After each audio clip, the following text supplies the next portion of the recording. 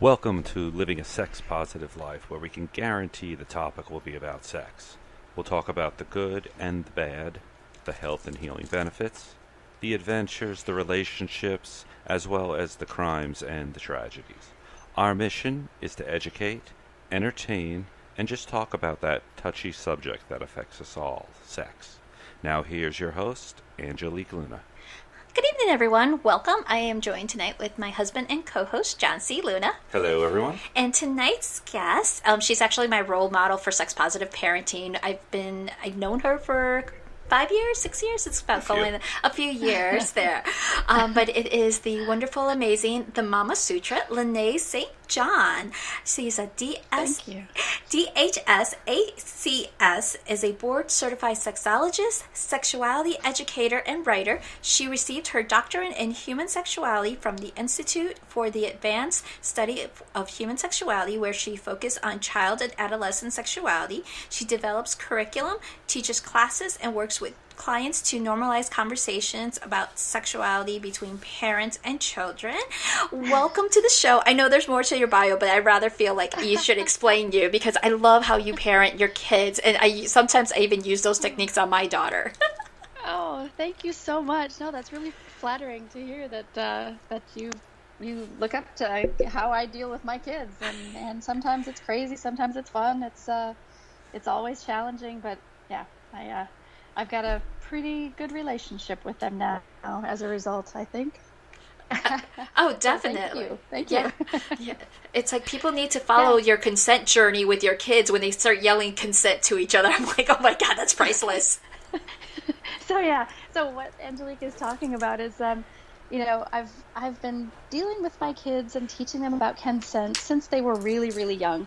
And one of the stories that I blogged about was about how one of the early lessons had to do with tickling. You know which example I'm thinking of, right? Mm-hmm. Yes. Yeah. So in tickling my kids, when they were really little, we would tumble around on the floor and wrestle and tickle. And I had this sort of flash one moment where I was over, my youngest, I think it was, and she was on her back, and I'm tickling. And, I could see myself in that moment as the child, and having someone bigger than me over me tickling me, and me wanting to have them stop, and not really knowing how to communicate that when I'm in the midst of, practically needing to pee because I'm being tickled so viciously. So I sort of had this moment where I stopped what I was doing, and I said, if it's too much, if my tickling you is too much, I want to just welcome you to say stop whenever you want me to stop, and I'll stop. No questions asked. I'm not going to pout or anything. I'm just going to stop. And I said, let's try it. And so, we resumed tickling. And as soon as she got to the point of wanting me to stop, she said, stop. And I froze. It was kind of a game of freeze tag at that moment. I froze. And, she kind of looked at me and blinked with those big baby eyes. And she kind of squinted them back together and grinned. And she said, go. And so I, resumed tickling. But that was kind of the first lesson or one of the first lessons, at least, in consent. And there was another moment where my mom came to town with my sister. And with my sister, she had her daughter, and I hadn't seen my niece for months. And, she came in the house, my niece, and she was like probably 18 months old, if that. Yeah, about that. And I crouched down to her level, and I put my arms out, and I said, oh, come here and give me a hug. And she sort of leaned into Mom and grabbed Mom's leg and didn't really indicate that she wanted to come to me. And so I said, all right, that's okay. When you're ready for a hug, I'm here, and I'll give you a hug. But my mom, Grandma, said, oh, just grab her and give her a hug. And it was really in that moment where I saw, pre-verbal, child's not able to say, I don't know you really. I don't recognize you, or right now I'm not comfortable giving you a hug. And it was up to me to be the adult and say, okay, that's fine. Mm-hmm. And I said, well, Mom, she's very clearly giving me a sign that she's not comfortable giving me a hug. And so I'm just going to let her come to me when she wants to. And of course, I don't remember how long it was, half an hour or so later, she's in my lap and she's, letting me read her a book. So it's these kind of moments where, you kind of have to take the cue of the child as well and see what they're comfortable with. And sometimes they're not comfortable with touch, and that's totally fine. Should be fine, even as an adult, if somebody's not comfortable with touch. Well, but it these are definitely things people gives them a sense of control, which I know a lot of us growing up were told, hug this person and don't embarrass me, and you kind of felt guilty if you didn't. Yeah. And I mean, think of all the times too where we, without our kids' consent, grab them and help them brush their teeth or brush their hair, and there are certainly lots of instances where parents do that, and it's not a malicious thing, it's not a hurtful thing, but kids do learn about what kind of autonomy, what kind of control they have over their own body, and at some point, it makes sense to sit down with a kid and say, hey, I realize I've been doing this, and I really want you to know that your body is your body, and I'm here to support you in being able to say no, or, expressing whatever boundaries they may want to express. Yeah, definitely. And it's great because I often use the tickling example in a lot of my workshops when I'm talking to parents and even adults about consent. That's how young you raise your kids to talk about it. But even like in a couple of your blog posts and social medias is how your girls turn around and they're like, I didn't give consent, and they throw the consent flag like flag football. I'm like, what the heck? Which our daughter has learned too. Yeah, I know. Yeah, actually, that is, I'll hear them, it's just kind of the sibling bickering that they'll do, and I'll be in the other room and I'll hear, no consent, and then things will, most of the time they'll slow down or stop, but it's nice to hear that they can say, I don't consent to this, leave me alone. Yeah. That is awesome there. And it's just like, so a lot of your workshops that you do, is it mostly for parents or is it adults? How do you do it? Because I know you've been really busy, even starting teaching at a local college there in San Francisco.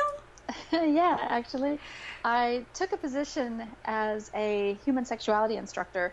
It's like a basic human sexuality class, but it's teaching college level kids. And it's really been a wonderful position. I'm having a lot of fun. I tell lots of stories, anecdotes. Just yesterday we were talking about female anatomy because the semester has just started, and so we're talking about the anatomy of vulva owners. And I showed a video, and I think it was Betty Dodson's video about the internal clitoris. Yes, and I know that one. It's a great video. And at the end of the video, one of the students raised their hand. It was a male student, and he expressed surprise that the clitoris can get erect. And he wanted to have a deeper conversation about that. And I said, I sort of, what's the word? I was wondering aloud, basically, if the reason why most people don't understand that the clitoris can get erect, it's because lots of times when people start to get busy, they'll go right for the vulva, right? Mm-hmm. So when they want to get busy, when they want to have sex, instead of, I don't know, maybe they'll start with kissing, but then immediately the hands go to the vulva. And I said, you would do your partners so much pleasure, if you just started from the outside in, work your way, you could start teasing the arms and like feeling, stroking. You can use firm touch, light touch, feathery touch, whatever. You can start with the toes, start from the outside and work your way in. And eventually, that physiological arousal is going to, you might actually get your partner to start to beg you to touch them. But if you sort of hold off and work your way up to that point, then it's, your partner's going to thank you for that. I imagine your partner would thank you for that. Oh, yes, the mind-blowing sex. That's how it starts there. Look for the things that start the foreplay either through the Uh-huh. brain or touch. I think a lot of people just kind of miss that part a lot of times. Yeah. Yeah. I mean, it's easy to, immediately start going for the vulva, put your hand down the person's pants or whatever, but there are other strategies that can be a lot more exciting. And and I think, I have a lot of football players that sit in that class, and they usually there's a little chatter that happens between them during class. But when I was talking about this, nobody was talking. Like, this I is had the full important attention. stuff. Exactly. So that was something where nobody was talking out of turn in that portion of the lecture. But yeah, it's teaching the college students has been fun. A lot of the people that I talk to, though, are parents. Parents, either new moms or couples who are, learning how to talk to their teenagers about dating and relationships and love.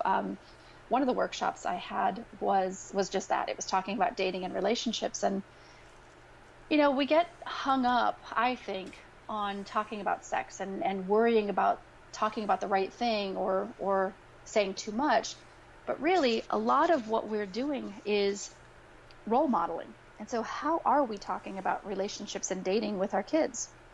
I've had lots of conversations. And when I went through my divorce, I had conversations with my daughters about dating. And my oldest came up with a list of, and I'm drawing a blank on it now. I wrote a blog post about it, but it was basically, the top 10, I think it was. Mm-hmm. What was it? It was the things I learned from my mom's failed dating relationships. Yes, I remember that one, which I found kind of interesting because I think she was only like 13 at the time when she came up with that list.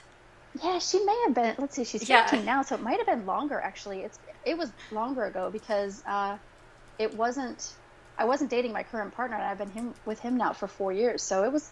Yeah, she might have been 9. Yeah, when she came up with that list. But it's they're certainly observant, and their kids are completely aware of what's going on, and especially if they're tuned into their bodies, they can really feel when something is, right or not right. And I think that's a really key skill that lots of adults sort of lose touch with as well. And so, helping them get back in their bodies as well, and working with adults has been rewarding as well. yeah, definitely. Because I know a couple times when I start my workshops, how to talk to your kids, I start with how do you learn your relationships, and they all give me like the crooked head look of like, what are you talking about relationships? We're here to talk about sex. I'm like, that's part of sex.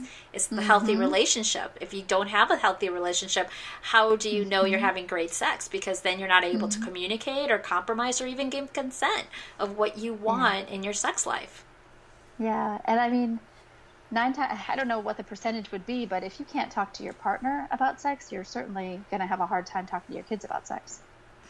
Yeah, I love seeing those parents cringe and say, hey, can you talk to my kid about it? I'm like, no, let me fix you first so you could keep talking to your kids, because that is your job, not my job. I would love to take your money, but once I'm done, the kids are still going to have answers and questions and things, and you need to be the resource, not me. I love outsourcing, but not that much.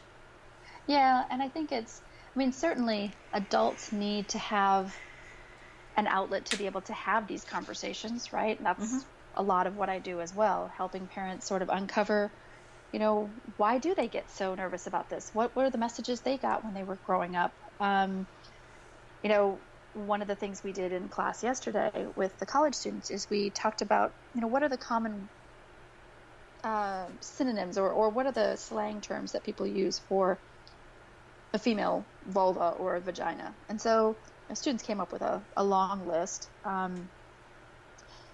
And some of the words were words that their own parents used just because they were uncomfortable with saying vagina, or they thought, one student said that their mom thought the word vagina was too strong of a word. And I mean, ear, hand, those are also parts of the body, but they're not, there's no judgment around the use of that word to describe what's going on. And, if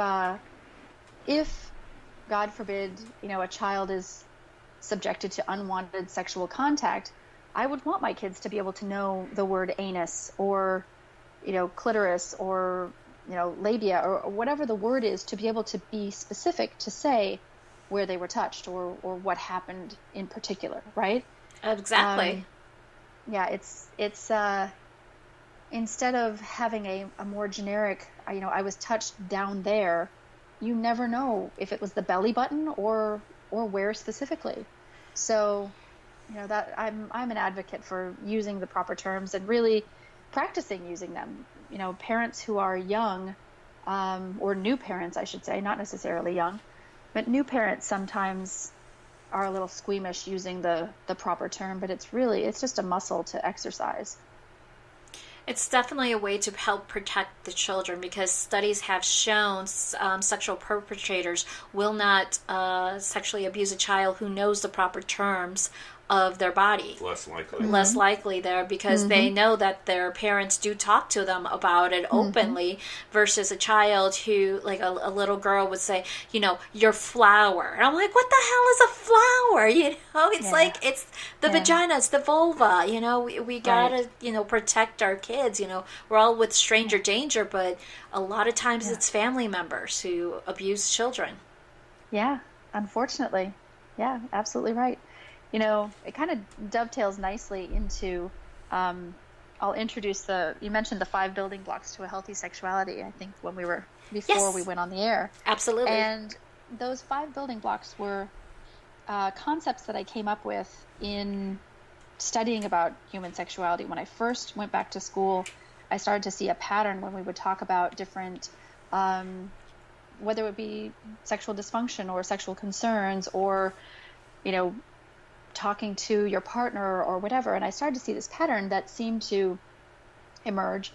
And so the 5 building blocks that I identified are communication, consent, respect, pleasure, and fantasy.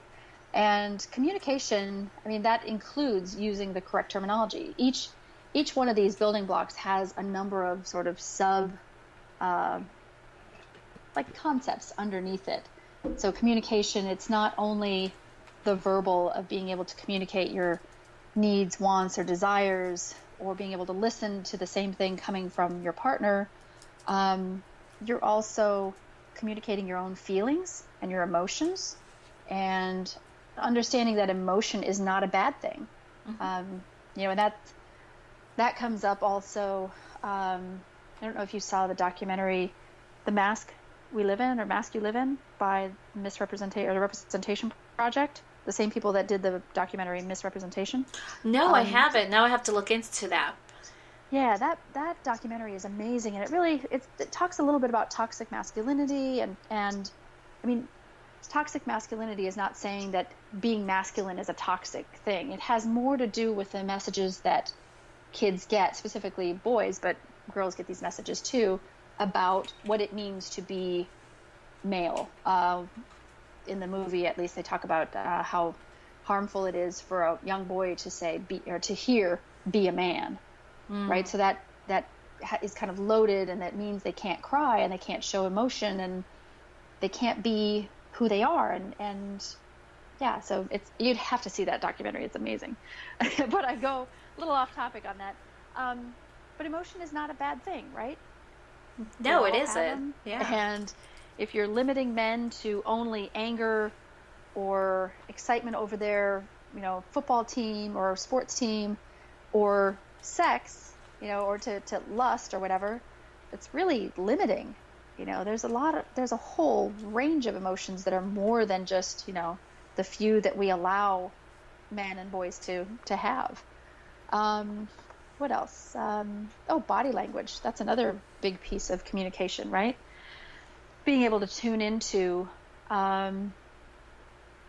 somebody's nonverbal language. If I'm closed off, if you and I are interacting or maybe even starting to become sexual and I freeze, helping a person to talk that out. I noticed you just got quiet. Are you okay? Instead of just blazing through and doing whatever you want and, possibly also violating someone's consent because they froze and they couldn't speak up. Yeah, I think people often forget to check in with one another because we're not taught that way. It's like slow down, check in, make sure you guys are on the same page, because oftentimes I've seen that even at play parties and adults interacting. Yeah. I'm like, wait a minute, I don't think they're comfortable with that. Oh, that's okay, Well, yeah. Oh, it absolutely happens in adult interactions. I blame Hollywood. I'm going back to that part. Tell me more about that. Yes, well, please tell me. I will go off on that because Hollywood has definitely pushed the idea of what a man should be, going back to John Wayne. The not crying, the not doing that. They always push, the PG sex scenes as all of a sudden, it goes into a squiggly or a fade. Next thing you know, they're smoking cigarettes and everyone's happy, kind of pushing that image of, well, it should just be natural. And if it doesn't feel natural, then you're just doing it wrong. And sex is something that needs to be learned. I mean, sure, you can figure it out and make a baby, but I could figure out how to drive by watching Fast and the Furious. It doesn't mean I'm going to be a good driver. Exactly. And society has put such shame on talking about this stuff and has such a control over it that, we have podcasts like this and you yourself that are now trying to fix a broken outlook on what should be raising a child. Yeah, I agree with you on the Fast and the Furious. It's not a good movie to learn how to drive, is it? No. Just you like ever see them gassing up? When do they ever go to a gas station? No, I'm still trying to figure out the last, I think it was 7, where they're jumping the car from one building to another. I'm like, come on, that is unrealistic right there. Well, they had, I think it was Ludacris, do like a catch-up, if you're watching the last one, what happened in the previous one. Oh, 7. Something like that. But even by movie 5, he's like, okay, this is where the laws of physics just stop. And at least they admit, they at least admit right out that, okay, from here on out, this is not even close to reality. Cars don't fly. Yeah, it's 7 minutes of the last 7 films of Fast and the Furious. So with Ludacris. Oh, wow. Yeah, so literally in 7 minutes he goes through. Sums them all up. Yep. Okay. Well, that brings up a good point. So the last building block is called fantasy, right? Mm-hmm. And so without formal education, and I'll even admit that sometimes formal education in America is not the greatest around sexuality, right? Because not that many states require medically accurate education around sexuality. But aside from that, what we observe about sex in movies or TV or, the porn that's out there, if it's not, the good make love not porn type porn, everything that we're learning is someone else's fantasy. Mm-hmm. And you don't get to see in traditional adult content or porn when the camera stops, they change positions or whatever, and then they resume. There's editing, and you don't get to see, all that's on the cutting room floor. So you're just seeing someone else's fantasy, and you get to explore only what you're seeing, right? Right. They don't see the behind the scenes of like, I'm starving, I'm freezing, I had to like poop everything out for the last 3 days, and I have like 30 people seeing me naked here. Exactly. But it would be nice to even have a porn, and I guess, I don't know, could it be like reality TV porn? I guess it wouldn't be TV. But, where you get on the bed and you nail your knee on the bedpost, which does happen. Or you get really into it, but you know what? I didn't eat right today, so I don't have an erection. Doesn't mean I'm not excited. Or better yet, you start getting into it, and then you start realizing, oh, I really should have cut my nails if we were going to do this earlier today. And that. Mm-hmm. So there's so many incidents that happen in lovemaking. Yeah. That you really don't get a summary of that until you've done it. And then some people get upset. You got to learn eventually to laugh at it and just move on. Right. You know, the closest thing that I know of to real world sex is make love not porn. Do you Yep. know make love not porn? Cindy Gallup, Yeah, love her stuff exactly. everywhere. So I'm not sure if they have sort of the outtakes, for example. I'd be curious to know if the, you know, bumping the knee on the bed or stubbing your toe, you know, if that kind of stuff is in there, That's true, you because know? a lot of it is crowdsourcing on that Exactly. website there. Yeah, and I haven't really purchased a lot of that stuff. So, yeah, that would be kind of interesting to find out there, because she does promote, like, this is real world, real sex. You know, Mm-hmm. this is what Mm-hmm. people of all shapes and sizes are having. Mm-hmm. Right.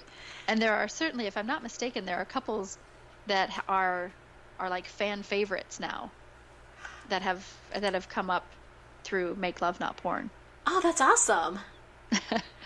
Yeah, so yeah, real world sex, being able to see those realistic situations, I'm sure that's in there as well. Cool. So yeah.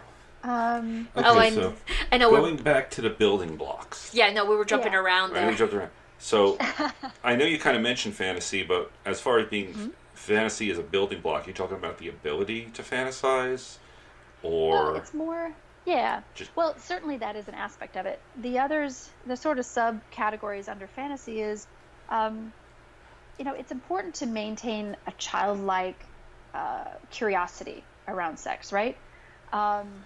If you've ever watched little kids play, you know, they get so focused on what they're doing, and, you know, that whether it's fantasy or pretend or whatever they're doing, they're so focused on what they're doing. And lots of times as adults, when adults start to play, they get distracted, or they start thinking about, you know, the way they look, or, you know, what their partner's thinking, or, you know, they get easily distracted. So the fantasy piece, that's part of it, being able to sort of like just immerse yourself and forget about all the other, you know, day-to-day stuff that comes up, right? That's one piece. The piece about sex, what Cindy Gallup says is porn has become de facto sex education, right? Correct. yeah. And being able to see that outside of any formal education, everything else is someone else's fantasy, so it's not real. And then that it's okay to have fantasies, and not every one of them has to be acted on or fulfilled. Write your own script. Exactly. Write your own script, or talk about it and don't do it. You know, just talk about the fantasy and see if it, see if it's something that you or your partner want to try, or if you're not open to that either. So, but being able to communicate about it. A while ago, I had heard a phrase, and I believe it was on Swing Set, something about the best lovers are the selfish lovers. And it's not because they're selfish, it's because they can act like a child, they can push all that out. They're not that insecure of, again, what is my partner thinking? And they tend to have the most enjoyable, wildest, I think, sex, because they're not constantly worried about stuff and distractions. They are getting back to that selfish child of, this is my play. Yeah, I can see that. I'd agree with that. And that There's probably. another. Sorry. Go ahead. No, go ahead. I was just going to say, there's one other piece to fantasy, which, you know, we've talked a little bit about porn, but as it relates to talking to your kids, the approach that I took with my kids was to talk about things as a, just to mention there are things you can't unsee. Yes. And in talking to them about it, I wasn't using any porn or any specific example that had to do with adult content. What I mentioned to them from my perspective were a couple things that I have a very vivid picture of it in my head when I even talk about it or think about it. But, you know, the movie Alien. Oh, where, yeah. you know what scene I'm talking about, don't you? Where the alien jumps out of the guy's stomach, right? Yeah, I usually think of the Spaceball version where the alien jumps out and starts singing "Hello, my darling, hello, my friends" instead, to get rid of the alien original version. That's a better version. Certainly not as triggering or scary, but so the alien scene, and then Jaws, the first Jaws, that had me scared of the ocean for a really long time. It had a lot of people scared of the ocean. Yeah, and it was, the interesting thing about it is you don't actually see the shark bite her. You just see her get pulled under the water, right? That was enough. And your mind fills in the rest. Yeah. Oh, yeah. Like yeah. Stephen King's It and Clowns. Yeah, there you go. Yeah, so porn, there are things you can't unsee, and having those conversations, and my kids got it right away. I have to say, I don't know if it has more to do with the fact that we talk about this topic openly at the house, or they, maybe they just don't have an interest yet. But the things, I don't have my kids going to the internet to look at porn. It could be I have a big library here too, but I don't have any issues with them going to the internet for porn. I see more, they'll sit and binge watch Disney series, which I'm not a huge fan of, but yeah, those are the kind of, or else they'll binge watch something on Netflix, and yeah, I mean, it's a different issue, a different problem. It's a totally different generation, because I even, roll my eyes at some of the stuff that they talk on Disney, and I'm like thinking, oh my God, when Married with Children came out and what Kelly Bundy was wearing is now considered acceptable, and back then was considered like, ooh, taboo, sleazy, scandalous. That's like, how the times have changed. Well, it's very funny with children, and I do think this goes into adults, that when you tell them, don't go in the cookie jar, that's the only thing they think about.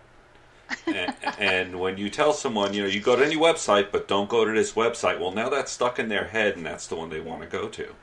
Yeah. But one more quick thing, because you did talk about Alien, and how often do I get to talk sci-fi on a show like this? Ridley Scott, the director, didn't tell them what was going to happen. He told them to hold him down and go with the rest of the scene. So when you see that real look of surprise on their face, when the prosthetic rips through his chest, and the spray of blood, that's all genuine, because he wanted it to be surprised. And I'm sure after that he got a mouthful of, what the hell are you doing to us? Oh my God. Yeah, no, that's another form of consent. They were violated. I don't know that I would have wanted to be an actor or actress sitting there watching this thing come out of a person's stomach, and you have no idea it's going to happen. It's not part of the script. Wow. I'm sure it was one of those, hey, the final project came out really well. Oh, really? You want to work with him again? Hell no, I was scared shit. Yeah. Yeah, I mean, we've come a long way in terms of consent. At least I like to think we have.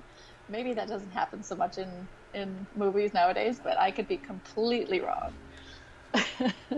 Oh, I think that's one workplace exception, where things that happen in movies kind of just happen, and at least doesn't happen in the workplace anymore. We hope. Once in a while, I caught an episode of Mad Men and thought, oh my God, people actually did these things. Have you ever caught that show? No, yeah. I watched the whole series, and somewhere in the middle there, I either slept through the middle or something. But yeah, I enjoyed the series. Just looking at them again in the beginning, first season, I've only seen a couple episodes till now. I'm like, how did women ever want to get with a guy if they were acting like that? They were such asses. Yeah. But they were also taught this is what a guy does, and this is what you should fall in love with. Yeah, and certainly, I think I had a conversation with my mom recently about how, if a man said something that was ridiculous or, just completely, out of bounds or off the rocker, she was taught to just sort of laugh it off. And I mean, some people certainly still do that, but I think a lot more people, at least a lot more of my acquaintances now, are much more vocal and verbal about that, speaking up about when a situation like that pops up. No, I totally agree on that. Okay, so we covered communication, consent, fantasy. So, yes. So now we need the other two. Pleasure and... Yeah, there are a couple of things I wanted to add to consent, too. Okay. So you have the importance of boundaries, right? Knowing what works for you and what doesn't. But consent is also, at least in the book that I wrote, the draft that I've done, or the manuscript, it's finished, but I'm just working to try to find a publisher right now. Learning ownership for your own body, embracing and exercising the ability to say no. Another really important point in this is being able to accept no for an answer. I mean, how many people's kids shop parents for the yes? One parent says no, or says go ask your mom or your dad, or go ask the other parent. It's Oh, that never happens with us. Not with a 16-year-old, never. helping kids to know when no is no. And I think Reid Mihalko does a lot of really good work with that. With when you're maybe, you should just be a no, right?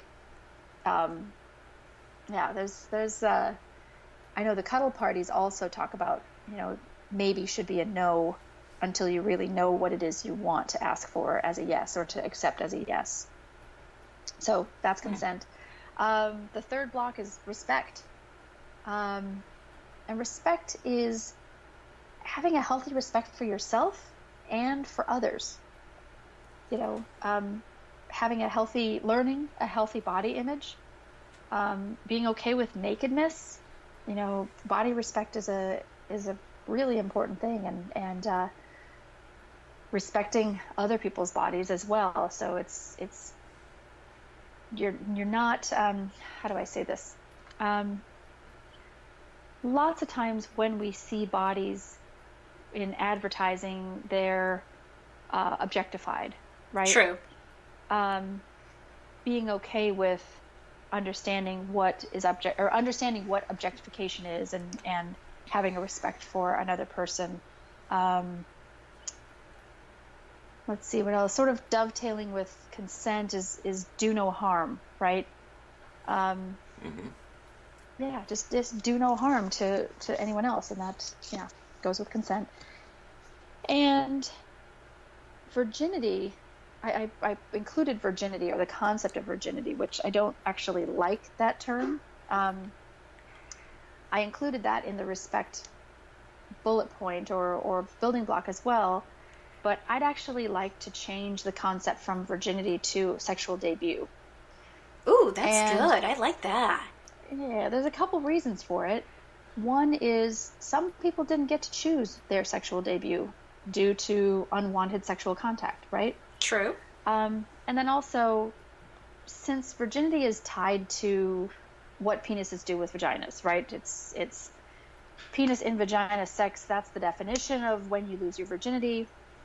There are people who will not lose their virginity because they're not interested in heterosexual sex.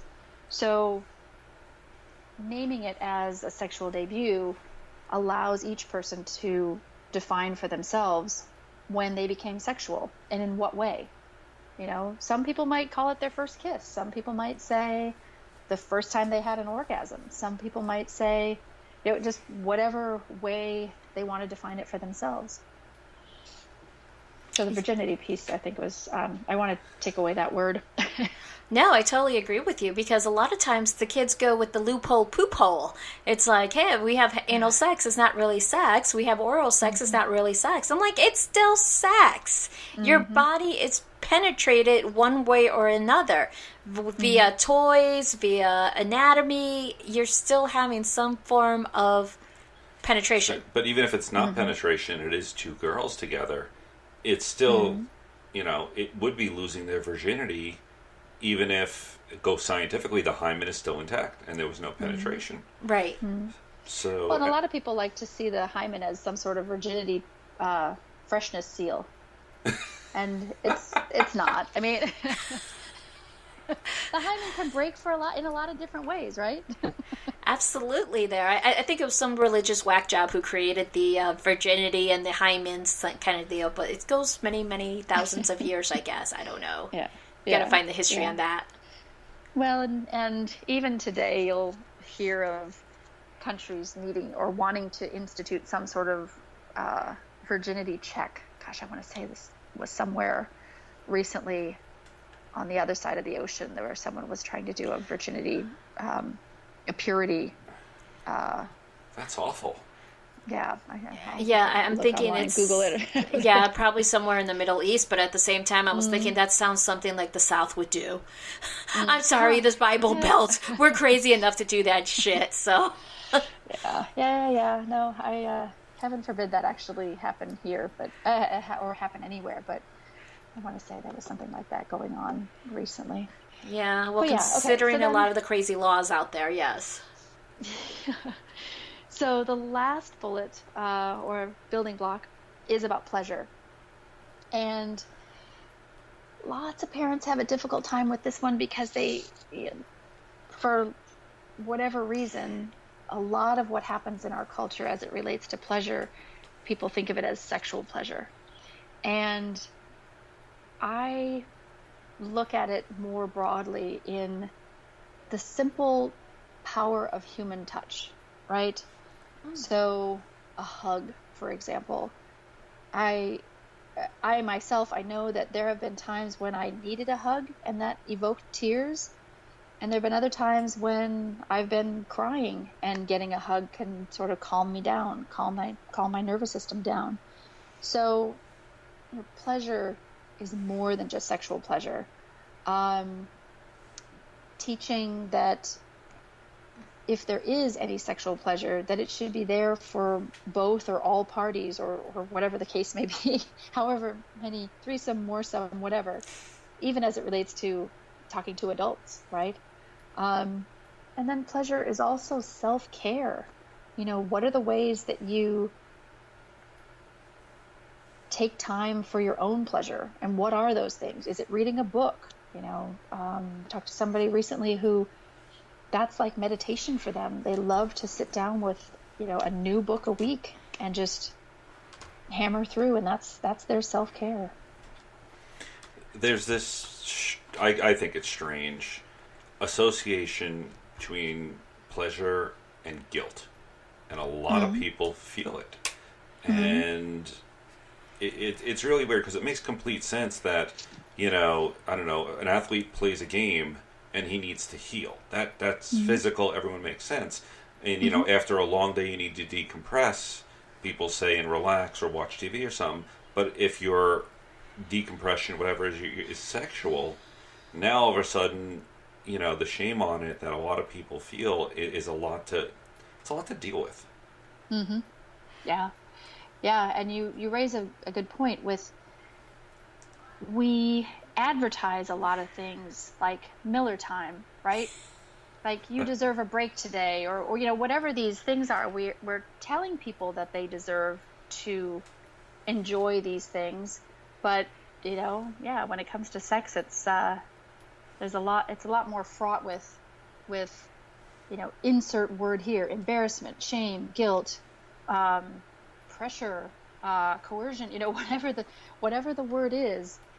We find ourselves in these situations where we just don't really get to enjoy the thing that we really want to enjoy.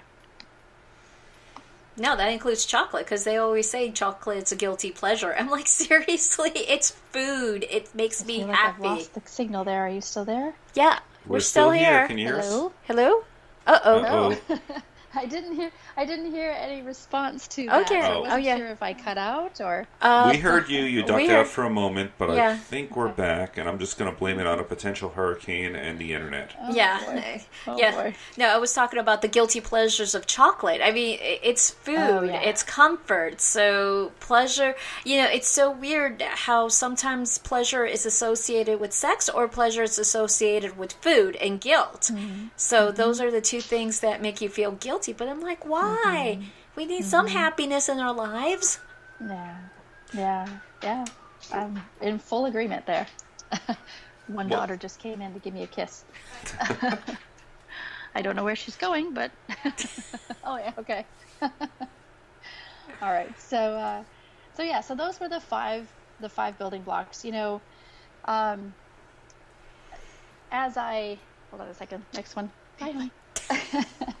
Sorry about that. No worries. Tackled by a dog while I'm on the phone here, but getting kisses. Well, they're important. They certainly are. It's certainly a good form of pleasure. One of the things that I learned early on in learning about talking to your kids about sex and things like that, when we talk, slamming the door. Typical teenagers. Exactly. So you start with really basic concepts, and you start with the proper terms, the whatever terms you're using, or hopefully they're the medical terms for the parts of the body. But you start with really basic things, and you add on, right? So very similar to how you teach kids the concepts around math, right? When they're really little, you're actually playing with little blocks in lots of instances, and you're, stacking the blocks, or you're, 1 plus 1, now you have 2 blocks, and you start really simple. So as the kid gets older, as the child ages, you start to add more complex topics, like then you start to talk about consent, and I feel like the building blocks that I have here they're complementary to whether you're learning about abstinence-only education, which abstinence only before marriage sex education is not necessarily my favorite. No, neither us. Yeah. But if that's where you're oriented, I certainly can work with that and help you, help parents understand why these other concepts are really important. You'll notice that these building blocks really don't have anything to do with what, where penises go, or what, penises in vaginas or anything like that, but they really lay out a healthy foundation for, once you grow into your adult sexuality. What else? I'm sorry, I was just going to say that's a really good point, because as you were going through them with the communication, yes, it's important for relationships, but it's also important in business and just in society, the communication. So all of these are building blocks that are just great for growing up, for raising children, but they also definitely support being prepared, having the outlook and the proper vocabulary and tools to have a proper sex life. And even if you're not being sexual, I think we were talking about this before we went on the air. I took my kids to Burning Man this year, and Burning Man is a festival that most people think of it as like drugs, sex, debauchery, hedonistic, and just all kinds of crazy things. Unless you've actually been there, then you know what it's about. But I took my kids this year, and in preparation, the theme camp that I was involved with, said we wanted to make the kids feel welcome, but how do we, there might be some areas that they wouldn't want to go into. How do we mark those areas off? And I introduced that, the idea of there are things you can't unsee. And the woman who I was talking to was, she was like, yeah, that makes total sense, and it applies to adults as well. To alert an adult that, up ahead there might be something here that you can't unsee. So you might want to rethink whether you want to go ahead or not. So giving people consent or giving people information about what they could potentially be walking into is really important for anyone. Oh yeah, definitely. I think sometimes we kind of forget those things until after the fact. It's like, oh shit, I can't unsee that. I can't, It's like that should be like a meme or a poster. Just be prepared. You're going to see stuff that you cannot unseen. Yeah. I mean, I personally don't go see horror movies because I know it's stuff that I can't unsee. Yes, the specific reason I haven't watched any of the Saw movies. I don't want to. But yet we go to Halloween Horror Nights and they have the Saw haunted house. Come on, give me a break here. Oh, wow. Okay. We've avoided. Yeah, I saw the movie. I saw the first Saw, and I actually walked out. I just don't have a stomach for it. I know a lot of other people are. That's they love it, and they can suspend disbelief and all that. But I really get pulled in. It's funny because I'm going to go back probably 20 years. And I remember I was at a movie. I don't remember which movie. I just remember it was violence. There was definitely death. And then I was on a date, and there was an older couple, probably in their 60s, maybe 3-4 rows in front of us. It wasn't a very crowded theater. And when it got to the romantic scene, the moment a breast popped out, I heard a grunt. They both got up together and left. Oh, and wow. I thought how weird that was, that, like, right before that, the romantic scene, you know, there was literally someone getting shot in the head, and I, God, wish I remember which movie this was. And I'm like, so all of that is okay, and that's acceptable to you. A boob popped out, and you leave in protest. And I'm, it just that goes, that goes to, like, the Facebook policy. You could show violence, blood, gut, and gore, but anything that is breastfeeding, sexual education, it's banned. I'm like, seriously? Yeah. Well, think about how our country reacted to Janet Jackson's nip slip in the Super Bowl. Oh, God. You know? And even probably more recently was the incident where a water polo player, it was a female water polo player in one of the most recent Olympics, maybe a few years ago now, but one opponent pulled on the swimsuit and the boob popped out, and Twitter reacted in two different ways. You either had people with shock saying, how dare they show this on TV? And you had the other people saying, I had no idea that, you know, water polo was so exciting, and why would they have this on TV? You know? So, yeah, you're going to get both sides. You're always going to get that mixed crowd. I'm not a big fan of violence, and I've certainly watched movies with my kids that have, the more romantic situations. I'm trying to think. There was one, I'm not going to be able to think of it before the end of the show here, but there was one featuring a relationship between a trans couple. Oh goodness, I'm was that a Netflix blank. I'll have movie? To look it up on Netflix, because it was a movie that we watched. Okay, it may have been Census 8. Census 8. No, I don't think it was a series. No, this is an actual movie. But Census 8 had a scene like that. Yeah. Okay. So. And I don't have any problem with seeing bodies. I've gotten more bothered by the violence and where it's unnecessary, and it's just I don't know how to describe it. I've gotten a little more prudish in that sense. Well, the violence definitely. Yeah. Yeah. It's interesting, the motion picture rating, the rating system that they have, and that swearing and sexual content gets such scrutiny, but blood and guts and gore and shooting and all that just doesn't seem to, it's accepted. It's really not even challenged. Yeah, no, they kind of, like, even to a certain extent, I've seen a couple movies which I thought should have been like a rated R or even an NC-17 because of the blood, guts, and gore. But they kind of do like a PG-13. I'm like, how is that possible? That's a little bit gruesome. But then you go back to when they started rating the video games. Because that, back in the day, you could have been blowing up and there was no mature audience rating on the games. And so you had 7-8-year-olds blowing up and blood and guts are, what was it, that car? Oh, Grand Theft Auto. Yeah. Where you got more points for killing a hooker.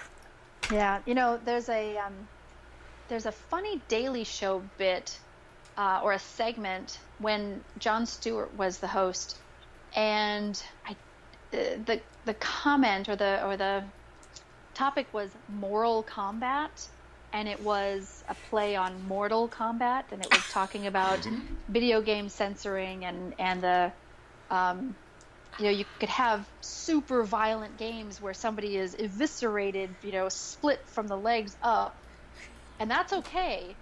But if that character who was being, split apart should happen to, experience a nip slip, then they would regulate it, So, yeah, going back to the fantasy building block, whatever we're seeing about sex, when it's not within like a good education around sexuality, it's somebody else's fantasy. It's just fantasy. And making sure people know that, it's not real is by far the best thing you can do. Tell people it's just not real. So true. So true. No, I got two quick stories that come to mind before this. I actually work at a school where we have a huge video game program.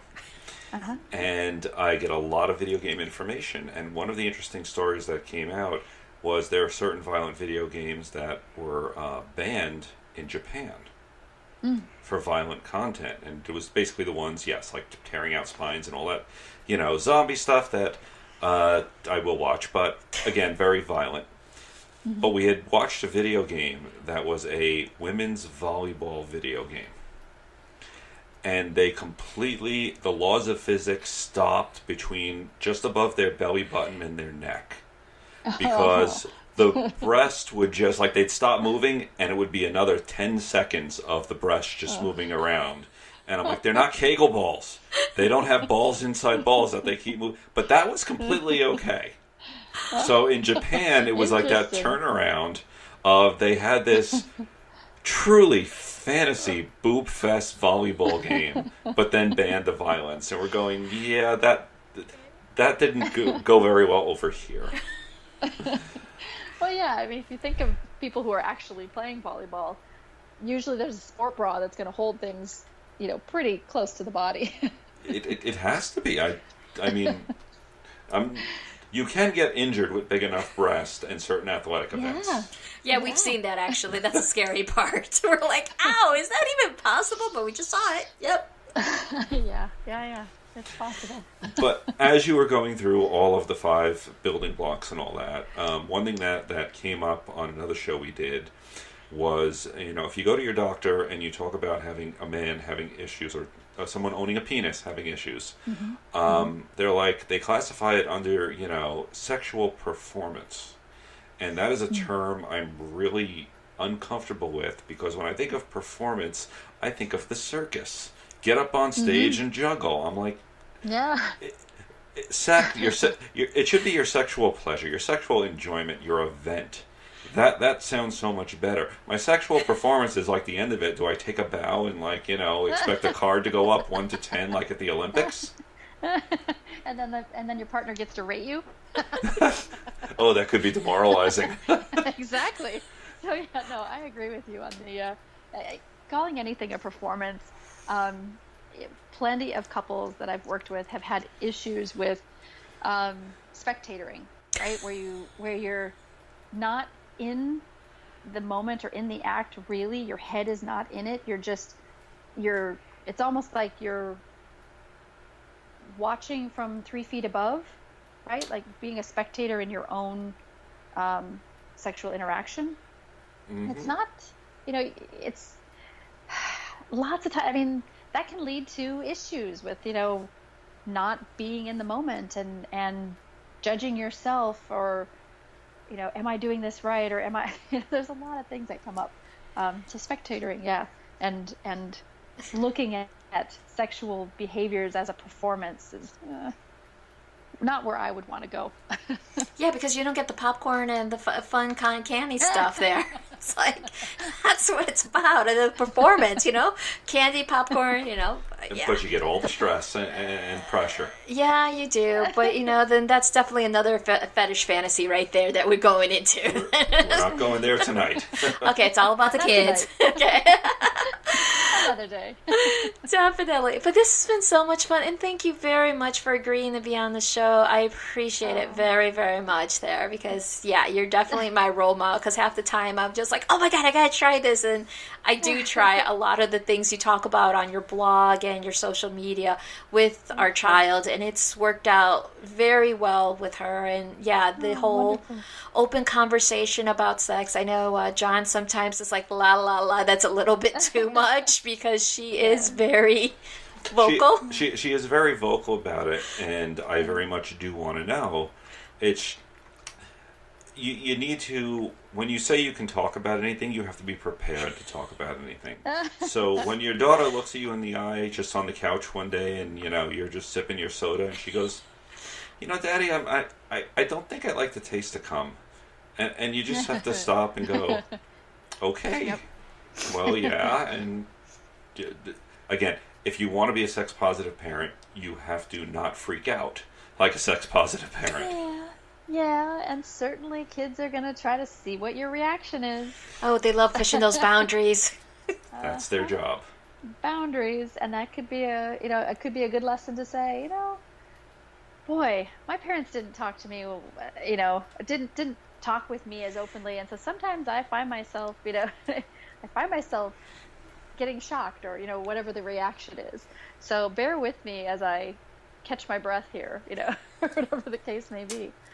But yeah, acknowledging it and being real is what's been working really well for me with my kids.